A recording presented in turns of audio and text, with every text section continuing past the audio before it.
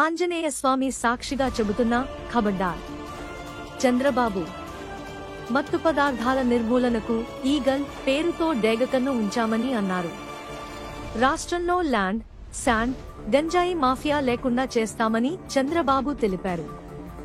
ఇదే క్రమంలో ఎవరైనా గంజాయి అమ్మినా, పండించినా అదే మీకు చివరి రోజు అవుతుందని చెప్పిన చంద్రబాబు ఆంజనేయ స్వామి సాక్షిగా చెబుతున్నా ఖబర్దార్ అంటూ స్ట్రాంగ్ వార్నింగ్ ఇచ్చారు.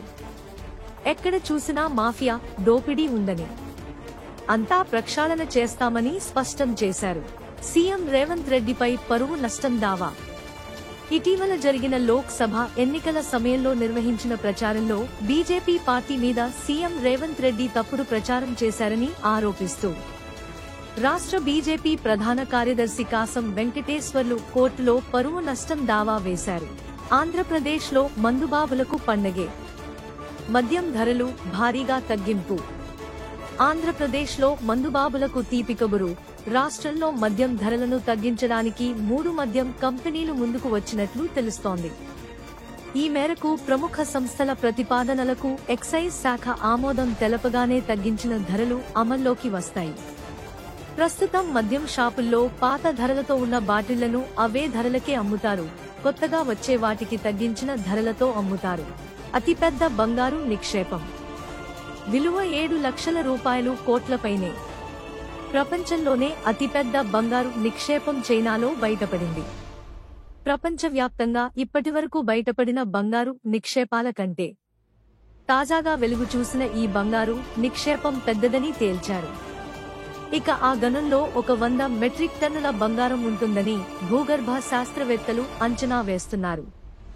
ఈ మొత్తం బంగారం విలువ 7 లక్షల రూపాయలు, కోట్లకు పైనే ఉంటుందని పేర్కొంటున్నారు. కాకినాడ పోర్టులో పవన్ తుఫాన్ ట్రెండింగ్ లో సీజ్. కాకినాడ పోర్టులో పవన్ బియ్యం, గంజాయి, ఆయిల్ మాఫియా వెనుక ఎవరున్నా వదిలిపెట్టబోమని నిప్పులు చెరిగారు. ఈ సందర్భంగా 640 టన్నుల రేషన్ బియ్యాన్ని కలిగి ఉన్న నౌకను సీజ్ చేయాలని, సీజ్ ద షిప్ అంటూ పవన్ ఆదేశాలు ఇచ్చిన వీడియో బయట నెట్టింట వైరల్ గా మారింది. కొన్ని వేల పోస్టులతో ఈ పదం ఎక్స్ లో ఇండియా వైడ్ ట్రెండింగ్ లో ఉంది. రాజకీయాల్లో ఈ స్టామినా పవన్ కు మాత్రమే సొంతమనే కామెంట్లు వినిపిస్తున్నాయి. నైజాం ఏరియాలో అడ్డగోలుగా పుష్ప 2 టికెట్ల పెంపు. పుష్ప 2 కోసం పెంచుకున్న టికెట్ రేట్లు చూసి అందరి గుండె ఆగిపోయేలా ఉంది.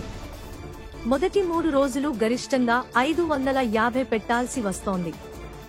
ఈ రేంజ్ టికెట్ రేట్లను చూసి నార్మల్ ఆడియన్స్ జడుసుకునేలా ఉన్నారు.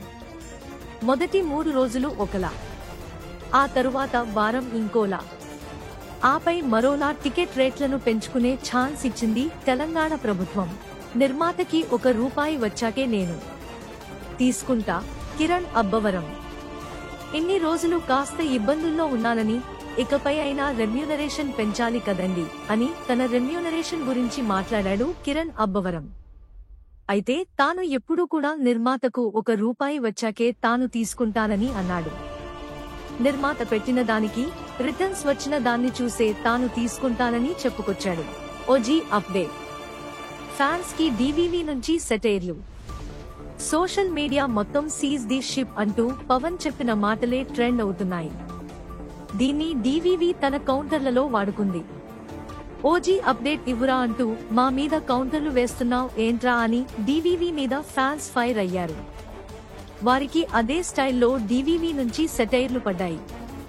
అప్డేట్లు ఉన్నప్పుడు ఇస్తాను లేరా, ఇప్పుడు మాత్రం సీజ్ ది షిప్ అంటూ సెటైర్ వేశారు. సీఎం రేవంత్ రెడ్డి, అల్లు అర్జున్ ప్రశంసలు. Telangana CM Revanth Reddy, icon star Allu Arjun పరస్పరం అభినందించుకున్నారు. తెలంగాణను డ్రగ్స్ ఫ్రీ స్టేట్ గా మార్చాలన్న ఉద్దేశంతో రిలీజ్ అయ్యే ప్రతి సినిమాకు సంబంధించిన నటులు డ్రగ్స్ నిర్మూలనకు ఓ వీడియో చేయాలని రూల్ పెట్టారు. అందులో భాగంగానే బన్నీ ఓ వీడియో విడుదల చేయగా దాన్ని రేవంత్ స్వాగతించారు. ఇదే క్రమంలో రేవంత్ రెడ్డి ఆలోచనను బన్నీ అభినందించారు. ఒప్పుకోకపోతే వేరే దేశంలో టోర్నీ. పీసీబీకి ఐసీసీ అల్టిమేటం. ఛాంపియన్స్ ట్రోఫీ నిర్వహణపై తుది నిర్ణయం తీసుకోవడమే లక్ష్యంగా ఐసీసీ అడుగులు వేస్తోంది.